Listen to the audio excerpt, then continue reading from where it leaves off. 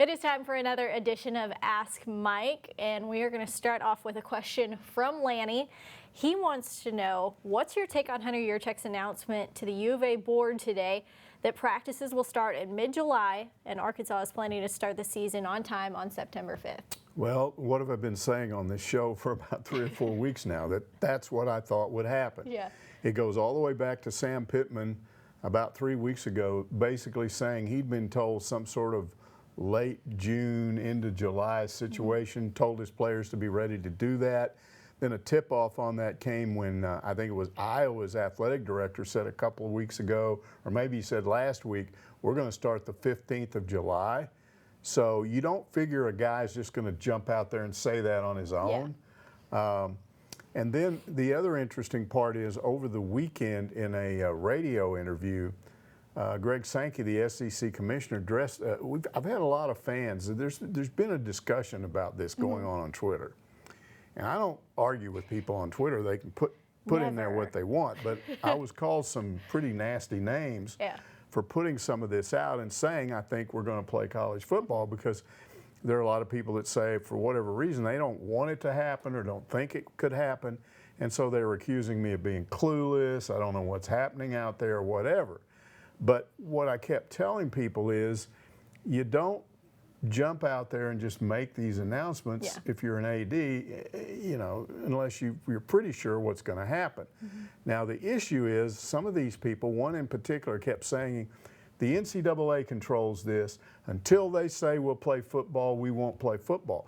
And I think they're getting this from the fact that the NCAA, when this all started, canceled the NCAA basketball tournament, which they can do. That's their tournament. Yeah. But they don't run college football. Yeah. They administer the rules. But Greg Sankey, the SEC commissioner, made it clear in a radio interview over the weekend that scheduling is up to the individual conferences. It's not determined by the NCAA. And the reason that's important is if we get into August or whatever, headed to September, and you've got some schools up north, northeast that still have an issue there and they don't feel comfortable having crowds, you know, in stadiums, they might decide not to do it. Yeah. And what Sankey was saying is they can do whatever they want, but if we feel like it's safe, and there's every indication that they do feel like it is, we can do this on our own. Yeah. The ACC commissioner has indicated they're going to do it.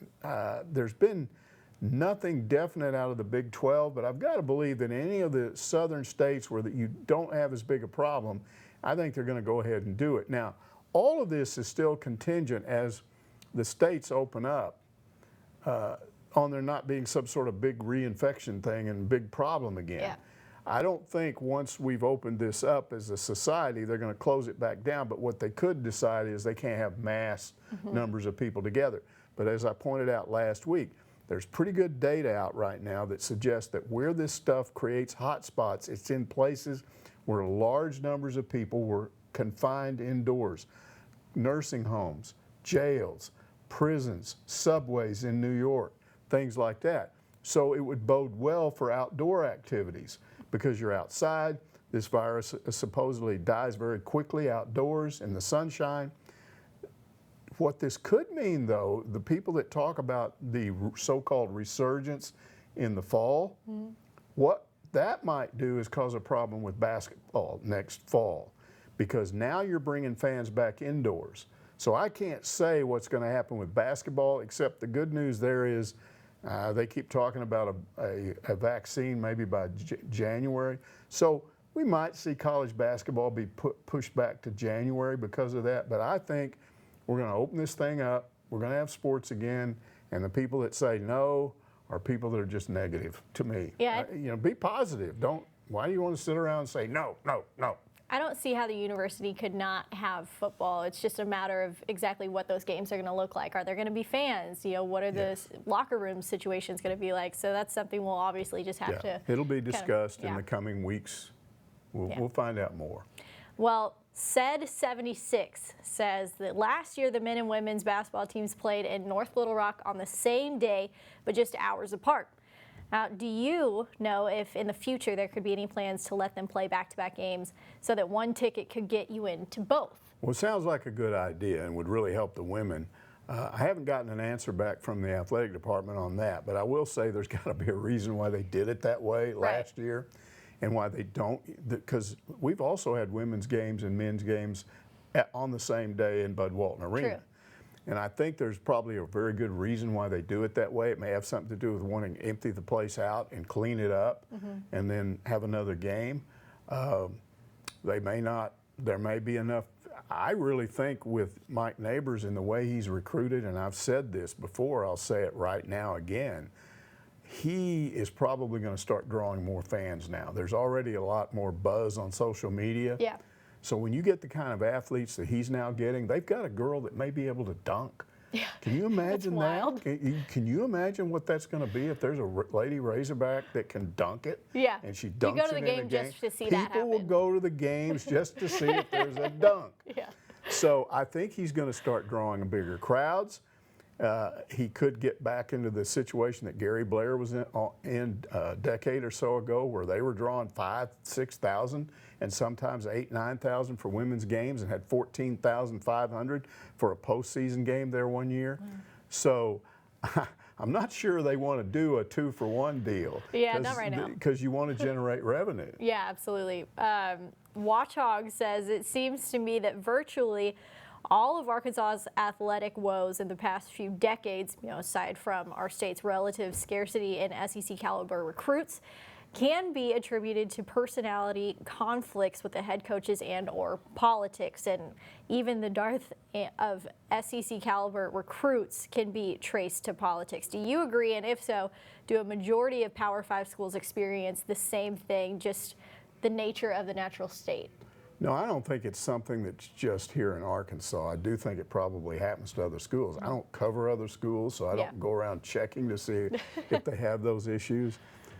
It has happened at Arkansas. I don't think it's all that common. I can think of 3 coaches that had these kind of issues. The first was Danny Ford, and he had a big issue between his offensive coordinator, Kay Stevenson, and Miles Aldridge, the defensive coordinator. They didn't get along. They would trash each other after games. And guess what? Danny got fired after that year. Yeah. So that's not a good thing, and it was a bad thing for Ford. Houston Nutt had the whole business with Gus Malzahn and the Springdale kids and all that stuff. Houston didn't get fired. He left on his own. But I think that had a lot to do with why he left. Again, there were definitely politics going on there. That was not a good situation. And then Brett Bielema had some issues specifically with Sam Pittman, but I think there were 2 or 3 other coaches on his staff where they'd get kind of sideways with each other, and then it just never got resolved. And then you'd see a guy leave, and he didn't replace those coaches with coaches that were of similar ability. He seemed to want to go out and get guys that would just be glad to be at Arkansas and would do what he, and there wouldn't be any issues there. So the lesson in all of that is you got to make sure those things don't happen. And I think there's ways to deal with it. But in those 3 instances, they didn't get dealt with. And 2 of those coaches got fired, and one of them took another job. I mean, like you said, we haven't looked at other programs, but I find it hard to believe that these are problems that are unique to just Arkansas. You would not like to see politics involved in football or basketball or whatever, but believe me, it happens. Yeah, all the time. So Lighthouse Harry wants to know, can you get a copy of Muss's virtual tour that they show recruits and put it on Hogville? I'm pretty sure that would be a recruiting violation. Yeah. What the school does, and I've answered this question before, I don't think it's an actual virtual recruiting visit, but I do think they're giving you a tour of facilities. And any interaction that a coach or coaches at a school have with a recruit has to stay private. If the recruit talks about it, that's their business, but the coaches can't do it. So for the school to release that video on purpose, they're not going to do it. I can see where you'd want to see that. I've heard that it's very impressive, but we're probably not going to see it. Yeah, I doubt that. Let's get this question from Whippersnapper. Great name. He says, after many years of covering football, if you were a head ball coach, what type of offense and defense would you run, Mike? Well, one thing I wouldn't do is Chad Morris's power spread, because we saw it worked out real well. We saw what that. I actually have a nephew that's a head coach out of state, not here in Arkansas, and I actually talked to him last week about that power spread, and I explained the offense to him. He was sort of familiar with it, And his take on it was just way too complicated for most high school guys. He wasn't sure how college kids could, run it. Well, we saw it didn't work here. So I wouldn't run that offense. I actually went through 4 years of school to get a secondary education degree in late 60s up to 1970 with the idea of being a high school football coach. When I was in college, I designed my own offense. It was called a double I stack. That was my name for it. I like it. And basically you had a quarterback with a fullback right behind him. And then off to his left or right, and it could vary coming out of the huddle, off to his immediate left or right, you'd have a running back, and then you could shift that person back off to the left of that fullback, and then behind that person, and this is where the double I, you've got two eyes, there could either be another running back, a more of a flanker type, receiver type, and there were all kinds of options out of this, different things you could do. It was all based on angles and confusing defenses, and I thought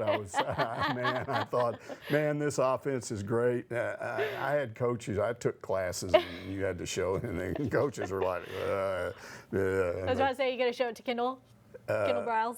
I don't have it anymore. I could probably think about it some, but I think the reaction of the coaches at North Texas State was, I didn't like them anyway, but they kind of thought, this is a dopey offense. Go away, kid, you bother me. They don't know what they were missing out on. Let's move on. Pork Soda, another great name. What grade would you give Yurachek on how he's handled the challenges he has faced since accepting the Arkansas job? And how well do you think he has responded to the challenges raised so far by the coronavirus situation? I've always said that the number one thing an AD does is hire coaches. That's the most important thing, and we've seen ADs that didn't do that very well, didn't do their homework. I like the two big hires he's made with Eric Musselman and Sam Pittman. It's interesting to look at what is important to him as opposed to the other AD that I worked around for a long time was Frank Broyles. Broyles' deal was he always wanted a proven head coach, and the one time he didn't hire a proven head coach, Jack Crow, it blew up on him. So he would always go after somebody with a big resume. That's why, for instance, he went with Danny Ford when Ford came as a consultant, because he had a national championship on his resume. Yurachek is different. Now, Musselman did have pretty good experience on the college level, more experience as a professional coach. Sam Pittman had none as a head coach, and he hired him anyway. So what's the deal when Hunter hires a guy? I've figured this out. It's not hard to figure out. He wants somebody that's just knocked out with coming to Arkansas. All in, this is the job I want. I think that's why he didn't dicker with Lane Kiffin and try to get him. He could have brought him, he could have offered him more money. I don't think he wanted a guy that just wanted, how much money can I make? He wanted somebody that wanted this job so bad that when they came in here, they would win, and he wouldn't always have to be worried about, is this guy going to leave? He told me that one time when he was hiring Musselman. He said there were a lot of other names out there, Beard at Texas Tech, and he said, what if he took the job after going to the Final Four with Texas Tech? What would that mean? It would mean every year I'd have to worry about him going somewhere else. I want a guy that wants to be here. So that's the way he hires coaches, and I give him an A for that. I think he's done a good job. The coronavirus thing, the fans haven't noticed this maybe, but we've noticed it, and I have to believe he's had something to do with that. I give him an A because he kept us informed. That would be us and the fans. This has been a very difficult time for the fans, especially. They want to know what's going on. And what they've done over there is stayed in touch with us. They've made coaches available. They've made athletes available. We've never had an issue with trying to get people to talk. And that has helped keep everybody kind of going during this whole deal.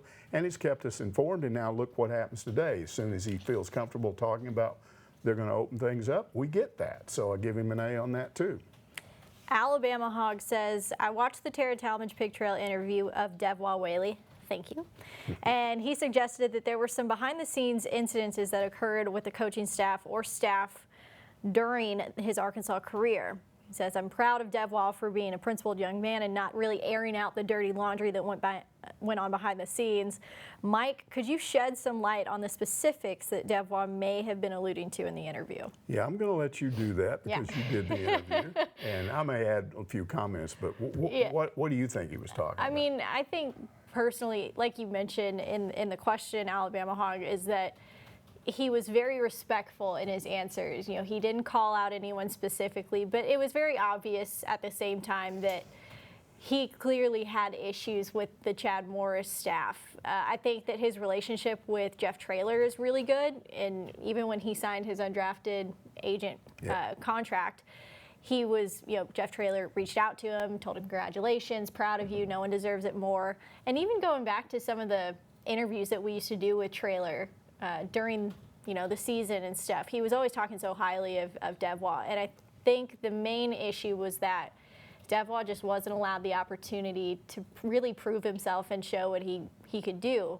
And that's honestly, like, you think about it, Rakeem Boyd got pretty much all the reps, and that's nothing against Rakeem. He's great. But at the same time, Devois was in his senior season really trying to have a good year, and his time on the field just went down each and every year. Yeah, and I've talked to a lot of people that believe that, you know, Chad Morris underdeveloped that running game, that they relied way too much on throwing the ball, which they weren't very good at. Yeah. And that the running game itself was their best opportunity. They had the kind of team anyway, with as bad as that defense was, where you don't want to just go down the field fast. Yeah. And what did we see over and over again when they got into the red zone? They start trying to throw the football in the red zone, all of a sudden you got an interception or you got incompletions. Now you're having to kick a field goal. And so I think, first of all, I think Devois, you know, certainly has a complaint. Yeah. But then, you know, Rakeem Boyd does too. I think there were games in which you went and looked at his numbers and you went, why didn't he carry the ball more? Yeah. And if you've got two guys like that, definitely you could bring them in. You know, you don't want to wear one out completely, so you sort of double team a team with two running backs that are that good. And so it was a real head-scratching situation, and I can see where Devois was like, what is going on with this? Yeah, definitely disappointing for him. Bacon the saddle again. Their question is, with the NCAA moving toward players being able to use their name and likeness for sponsorships and endorsements, what is the likely net benefit or detriment to Razorback athletics, and will it significantly change the national and conference pecking order? If yes, do you expect Arkansas to move up or down? That is a really, really, really good question. Yeah. And hasn't been addressed, and I'm not sure the NCAA took it into consideration. And let me try to explain why this could be a big issue. Let's say you're a head coach at a school like a place like Florida, where it's a very populous state, and a big chunk of that are Gator fans. And so you're out recruiting a hotshot quarterback, running back, or whatever, the kind of guy that's going to get this money. And you can say to him, look at all the revenue you can get with our fan base in a populous state. Right. Now you go to Arkansas, a smaller state. Now here's what could happen, and we'll have to see if this develops this way. But after 3 or 4 years of this, you think that they're not going to have comparative numbers? Like, oh, this guy went to Florida, this guy went to Alabama, this guy went here, Penn State or somewhere like that, and he got this kind of money. And look at this guy over here. He went to Arkansas or Mississippi State or somewhere, and boy, he didn't get the endorsement money even though he was good. Then all of a sudden, what do you got? They didn't think this out. You've got coaches out there recruiting based on what? Money. Money, yeah. Now, it's not money that you're giving them under the table, but it's money you're pretty much promising them. Hey, this guy before you, who was our quarterback, he made $300,000 in 2 years off endorsements. So you can probably do that too. So he's in effect, coach is offering that guy money. Now you go to a smaller school, Ole Miss or somebody, oh, we can give you $50,000, and he looks at that. Who's going to get the best players? I understand why so many people are saying that athletes need to get paid. Right. Here's my issue with all of that. It should be put in a pool and divided equally. And I'm not talking about just within a school. Take the whole endorsement money that comes into college football, basketball, take all of that money, put it into a pool, and distribute it to all of those athletes and each school equally, because this isn't the NFL. This isn't the NBA. It's college athletics, and it was founded on a principle that money does not get you players. Yeah. You know, good being organized, having good coaches, having a winning program can do that. But now what we've got is a very possible scenario where coaches can say, man, you can make more money if you come to this school. I don't like that. I think it's a major issue just waiting to happen. We'll see, though. JJ Hogg asks, is there a dark horse coach over the years that you would have liked to have gotten a shot as head hog for football or really in any sport? And did we screw up not getting Kelly McGregor or Terry Don as AD? Yeah, the coach, I've always said that the best coach that I ever saw who was never a head coach was Joe Kynes. Now, he was the interim head coach after Jack Crow got fired in the '93 football season. He took over in game 2. They only won 3 games that year. Kynes was also the defensive coordinator, and he about wrecked himself trying to still be the defensive coordinator and the head coach. But if you compare the job he did, and I watched both, the job he did as an interim and the job John L. Smith did, there's no comparison. This guy was a player's coach, and not from a standpoint of, oh, I'll just be nice to the players. They just respected him. It was a straight shooter, just a down-home guy that his word was his bond. He would fix problems. You just looked at him and you know the players like this guy. They will run through a brick wall for him because they know he's real. And I don't fault Frank for not hiring him, because the truth is Frank had just gotten through firing Jack Crow, and Jack had never been a head coach. What's he going to do? Turn around and hire another guy that's never been a head coach when he had Danny Ford as an analyst on that staff, and he'd had a national championship on his resume? I mean, it was logical and obvious why he hired Danny Ford, but honestly, I think Joe Kynes would have had a better career at Arkansas than Danny Ford.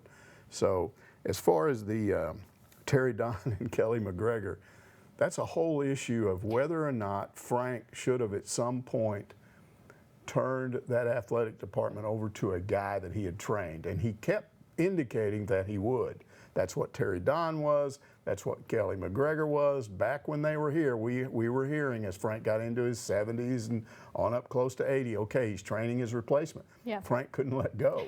And so both of them left.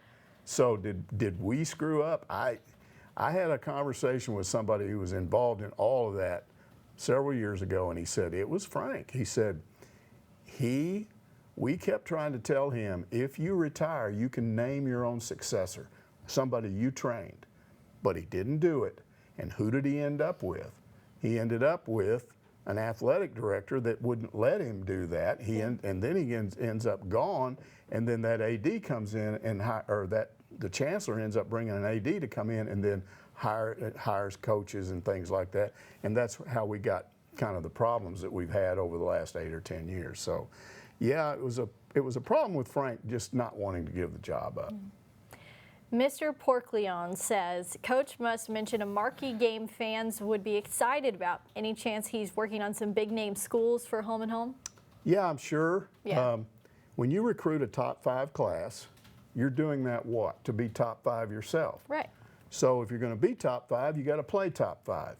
So I could see Musselman, knowing him the way I do, and I think all of us have seen this. He thinks, hey, we're gonna do this. Yeah. So I could see him scheduling a Duke. I could see him scheduling a North Carolina. They've already played Indiana. I mean, whoever's good out there at any given time, I wouldn't think that he would avoid that. So we're going to have some really good non-conference games coming up, and I think it's going to impact North Little Rock. I think you're going to see a better marquee-type game in North Little Rock coming up. That would be fun. I'm sure everyone in Little Rock would love that. I was there in 1969, wants to know, does Felipe Franks have the gun to exploit defensive secondaries on huge chunk plays in the SEC with the Hogs' very speedy wide receivers? He does. If you go and Google Florida 2018 season, especially, that's the great season he had there. I mean, there's just gouge play after gouge play. I've looked at it. And not just throwing the ball. He had some long runs. Right. I mean, he's not real fast, but what he is he's real instinctive. He senses somebody's closing. He can change directions really quick, and guys were like swiping at him. And so he can run, but he's got a cannon for an arm. He can throw a 60, 70-yard touchdown bomb and put it on target. I don't think we've got any worries in that regard. Parallax Pig wants to know, I know you feel there will be football this fall. My question is, do you think it'll be with or without fans or some type of reduced seating format? We kind of touched on that. Yeah, I do think it'll be with fans, and here's why I think it will be with fans. Because of something I mentioned earlier, this data that's now out that suggests that the coronavirus doesn't do well outdoors. It dies in sunlight, it dies in heat. And I think what we're going to find out is that you're much safer at a sporting event in an outdoor situation than you would be indoors. And so I don't think there's going to be I don't think it's going to be necessary to play without fans or even have reduced seating. Now, what I can't predict, because people have been spooked by this, and you can't tell somebody that they shouldn't be afraid. If they are, they are. So it definitely could affect the people that go to games. Yeah. You could see season tickets dropping this year as people kind of try to, I'll let all these other people go to games this year, and if it's safe, then I'll go later, or things like that. So it definitely could affect the size of crowds, but I don't think they're going to specifically say, okay, we can only have half a stadium. I know they're working through a bunch of different scenarios, so it's just a matter of which one they end up with. Last question. Playboars wants to know, of the 4 new basketball recruits, who do you see making the biggest impact this season, and which one will have the best career here? Tough question. Okay, I talked to our guy, Kevin McPherson, our recruiting guy. He's really good, and he's seen all these kids. I don't go to high school games. Right. It's not my job. So I felt like I could pass along what he says rather than what I would say, which was based on virtually nothing. And he says that Moses Moody, of the 4 2020 class recruits, the signees, he thinks he's the one most likely to have the big year next year. Now, we both agree, Kevin and I, that they're not going to have the same kind of team next year that they had this year. Right. There's not going to be a Mason Jones on there that jumps out and has to take over and score 30 points in a game. They will have enough talent that you're going to have a lot of role players. You're going to have good players that are forced to play a role. And so you might not have somebody that just stands out all the time. But he feels like that Moses Moody can do both. He can be a role player when he has to be, because he's seen him do this. He was on a very good AAU team with players that scored more points than he did. So he can be a role player without issue. He's not going to sulk or anything. But if he has to take over a game, and you never know when that happens, you can have 2 or 3 guys that certainly are off, and you've got to have somebody that scores. And he said he's the kind of guy that could do that. Now, as far as a career, this is what's problematic. If you recruit as well as Musselman now appears to be on that level of doing it, you don't have career guys. True. You might have a guy that sticks around for 3 or 4 years. He could be a role player. I don't know that you measure his career. There's not going to be eye-popping numbers there, because truthfully, any of these 4 guys, if they're still here as seniors, probably haven't had the career here that they wanted them to have it. Moody, for instance, if he has a good year, he's one and done. Now, Razorback fans are going to have to get used to that. They haven't had coaches that go out and recruit one and dones. And it might make them mad at first, because the guy's just here for a year and it's good, he's gone, just like with Kentucky. I think what we'll see, though, is more 2-year guys. But even then, is that a career? Jalen Williams out of Northside, the center, if he has 2 good years, is that who has the good career here? Is that the new normal on a career, 2 years? Geez. We don't know. So I can't really answer about the career, because I don't even know what you're talking about when you talk about career these days in basketball. And then we have to add in the fact that, let's say you come here and you stay here for 2 years, and you're not going to the NBA, but you're not having a great career either here. You know what you're going to do? You're going to be in the transfer portal. Yeah. So that takes somebody out of the mix that might normally stay here 4 years too. So. A lot of things to consider with that question. But guys, thank you so much for watching. For Mike Irwin, I'm Taryn Talmadge. That is this week's edition of Ask Mike. We'll be back next Monday for another.